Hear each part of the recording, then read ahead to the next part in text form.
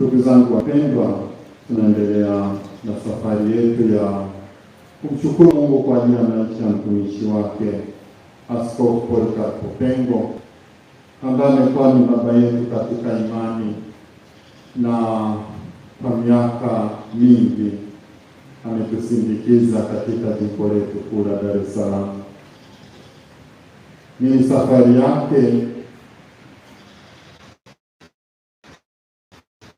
ni ya maajabu kwangu, kwa sababu nitawajibia vitu ambavyo si kwangu, lakini najua na vina muhimu sana hata kwa shirika. Mimi yeye tulifahamiana, au nilimfahamu yeye, labda kuwa ananifahamu. Nilimfahamu akiwa bado padri. Tulikuwa Chang'ombe, nilikuwa mimi mtumishi wa altare.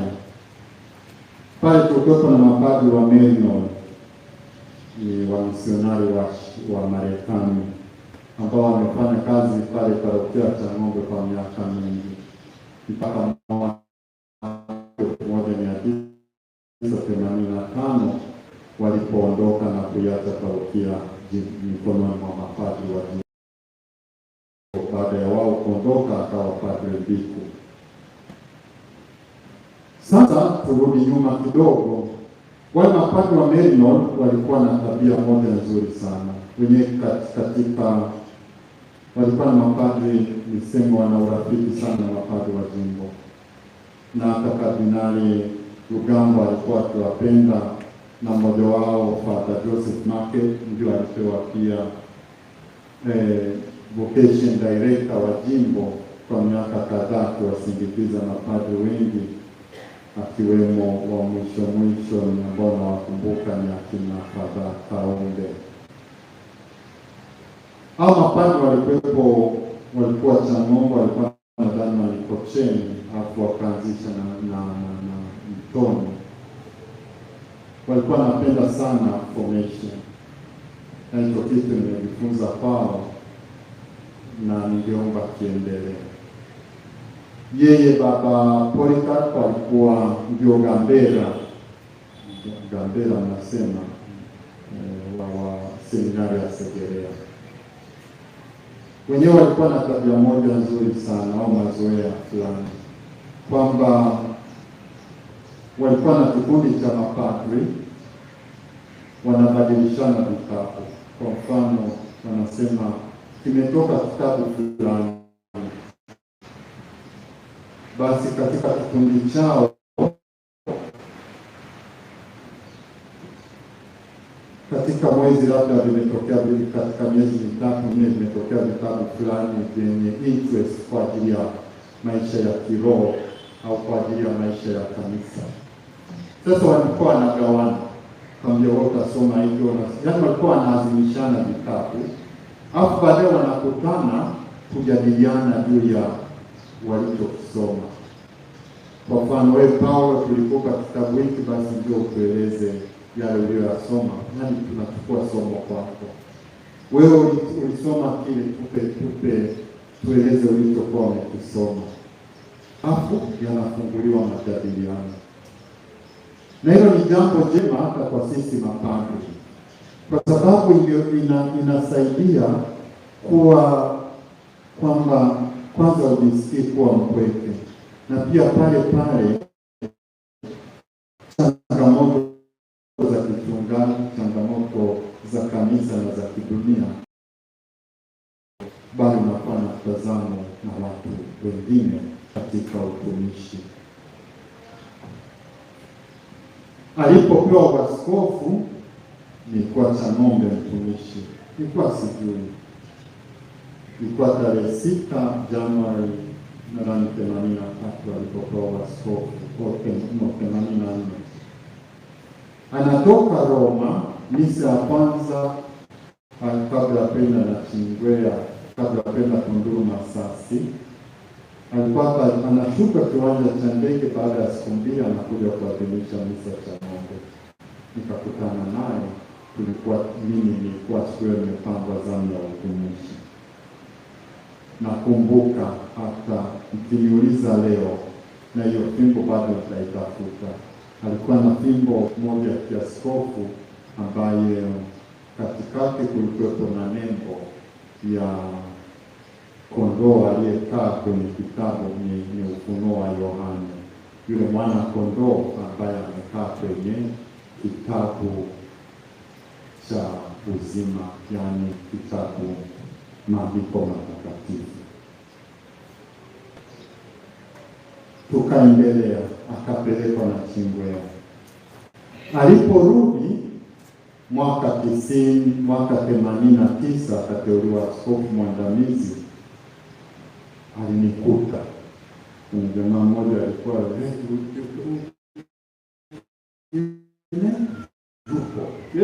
yupo, basi mimi nilikuwa daima kama askofu mwandamizi pale. Alikuwa amenga mahusiano mazuri, akakaribishwa. Alinikuta mimi sasa, nimekuwa mwaka 89 nilikuwa ni mwalimu wa watumishi na nilikuwa kwa ndio nasimamia. Kwa hiyo misa yake nilikuwa nakumbuka hata kitabu ambacho kila kikundi kilikaribishwa na kila kimoja kileta zawadi. Nakumbuka nilimpa kitabu kimoja juu ya maisha ya Mtakatifu Yohane wa Msalaba. Nikaondoka 92 kwa ajili ya formation yangu Italy. Tulikutana, tulikuwa kila nikija nakutana naye, nasalimiana naye, naondoka mpaka 98 ambapo tulikutana tena pale Roma wakati anapewa, alipokuja kuvalishwa kofia ya ukardinali. Tulikutana pale Roma asubuhi, baadaye hata alipokuja jioni wakati wanasalimiana na waumini. Na nina picha moja ambayo wakati anatoka kwenye nyumba ya Salvatoriani, tulikuwepo sisi na padre wa Karmeli. Mimi wakati huo sikuwa bado padre 98. Tunatoka ile alikuwepo pia marehemu Sister Lilia, alivyomuona kicheko na tabasamu kilichokuwepo, ambavyo daima kama mtu anafahamu ana tabasamu moja la kuweza, nasema ni contagious. Yani hata wewe mwenyewe lazima utabasamu hapo kuangalia. Baadaye nikatoka hapo, nikaingia mwaka 99 tarehe 12 mwezi wa 9 napewa upadrisho. Nilikuwa nimemfahamisha kwamba ningependa kuwa upadrisho Tanzania, lakini alikuwa anatoa upadrisho mwezi wa 8 na parokiani mwangu kulikuwa na padre mwingine ambaye alikuwa amelipia, alikuwa ni padre marehemu Maganga Kimo. Lakini katika sheria za kanisa, kutoka unapopewa ushemasi mpaka siku ya kupewa upadrisho ni at least, yani walau minimum ipite miezi 6. Mimi nilipewa ushemasi tarehe 14 mwezi wa 4. Kwa hiyo miezi yangu 6 ingetakiwa imalizike tarehe 14 mwezi wa 10.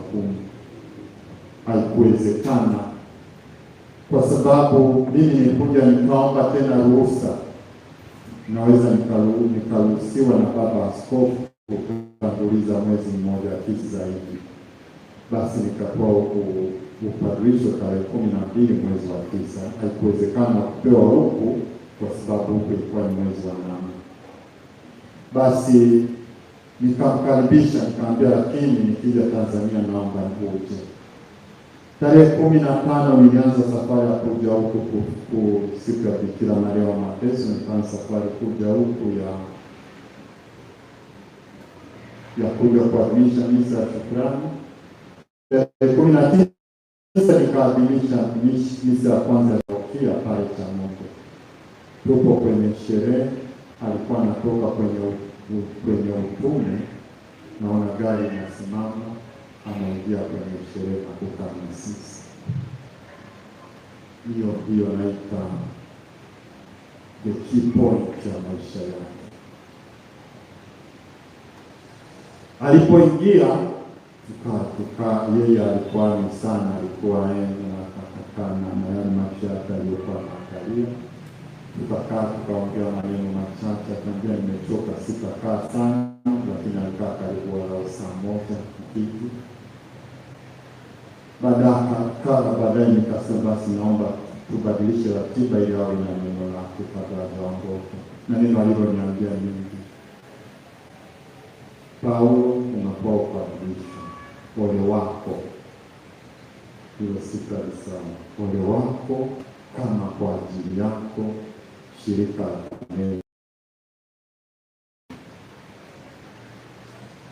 lilikuwa ni onyo kali za kusema, lakini kwangu ilikuwa ni neno la kibaba kwa mtoto. Na ndio maana hata niliposoma maandiko ya leo ya Mtakatifu Timotheo nimekumbuka hilo neno, kwa sababu ole wako usipoitangaza Injili, ole wako kama usipokuwa mtumishi, ole wako kama Injili haitaweza kupita kwa ajili ya madhaifu yako, ole wako kama madhaifu yako utayaweka mbele kufunika neema. Na mimi nimwambia Baba atafanya hivi kwa neema za Mungu. Nashukuru kwako shirika kuu ya Tanzania, vijana wengi walipokelewa na hivi sasa linashamiri hapa katika nchi yetu.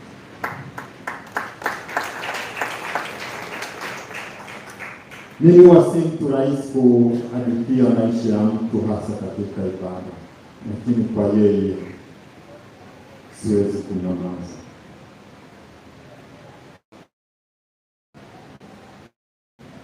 Siwezi kunyamaza kwa sababu ya mfano wake. Mfano wake wa kinyenyekevu, lakini pale kuwa na msimamo. Alikuwa na msimamo wa kichungaji.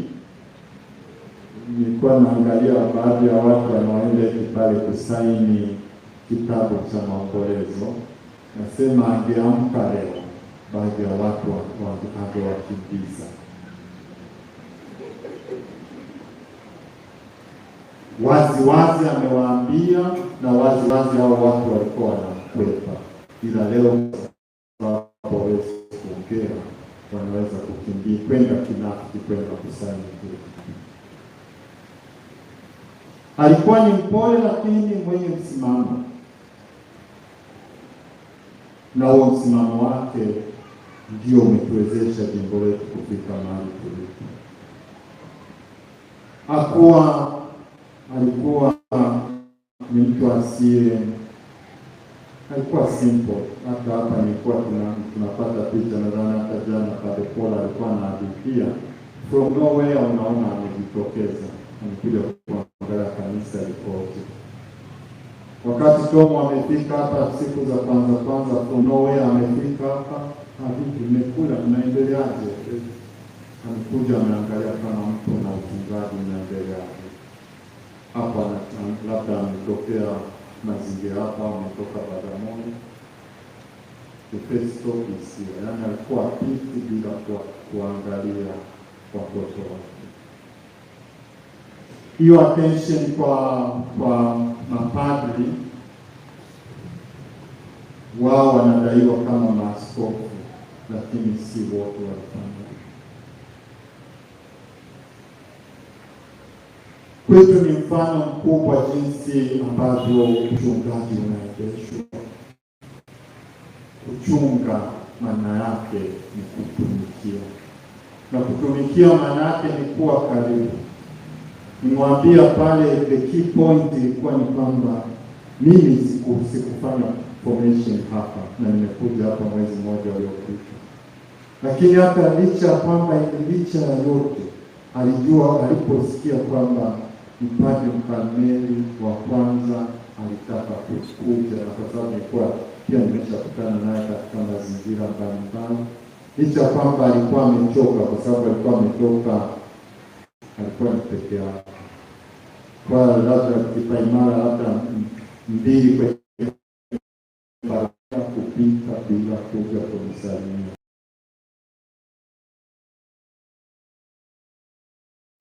na kunipongeza na kuniambia kitu alichotaka kusema kwa ajili ya jina. Nipenda leo kuzungumzia hasa maisha ya upadri wake, kwa sababu maisha ya upadri ndivyo yalivyo kama yalivyo askofu. Nilipolisoma hili neno la Yohane, ni neno ambalo hata mimi mwenyewe huwa nalisema kila niadhimishapo misa. Yesu anasema, mimi ndimi chakula cha uzima. Padri kila siku lazima aseme, mimi ndimi chakula cha uzima, kwa sababu padri na yeye anatakiwa ajitolee kama Kristo awe chakula, sio wale wengine kama kondoo. Naponyanyua mkate na kusema huu ndio mwili wangu, 3 aspects. Namwambia kwanza, Baba Mungu, angalia mwanao anasema huu ndio mwili wako. Yesu anawaambia wanafunzi wake, huu ndio mwili wangu. Ndio maana kama mkichunguza na huu ndio mwili wangu, then stop.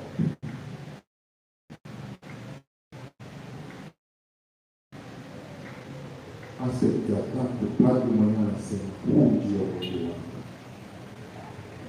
Maisha ya padri ya kujitoa, sio majitoleo, kujitolea. No, it is not a matter of voluntarism, bali ni kujitoa, awe mkate, awe chakula.